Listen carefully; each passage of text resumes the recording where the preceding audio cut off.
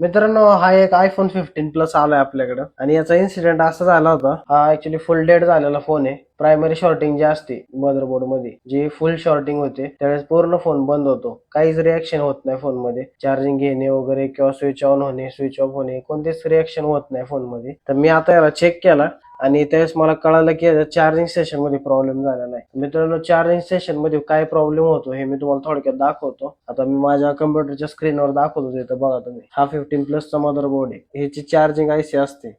ह्या आयसी मध्ये शॉर्टिंग होतं की ज्यावेळेस आपण बॅटरीचं कनेक्टर लावलेलं असतं, इथं बॅटरीचं कनेक्टर लावल्यानंतर ह्याचा सप्लाय इथून इथं आणि इथून इथं या चार्जिंग आयसी मध्ये जातो आणि इथून डायरेक्ट पॉवर सेशन मध्ये जातो, म्हणजे पॉवर आयसी मध्ये.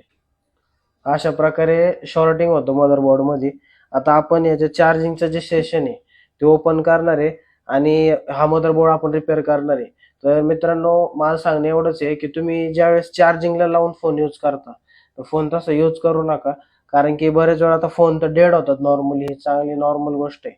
पण काही वेळेस गरम पण होतो फोन, बॅटरी स्वेल पण होती. बॅटरी स्वेल झाल्यानंतर मदरबोर्ड डेड होतो आणि त्या व्यतिरिक्त बॅटरी फुटू पण शकते. त्यामुळे चार्जिंगला वगैरे लावून यूज करू नका. फोन गरम असेल तर थंड होऊन द्या, मग यूज करा. तर हा फोन आता आपण रिपेअर करणार आहे. याचा एक व्हिडिओ टाकू आपण रिपेअर केल्यानंतर. धन्यवाद.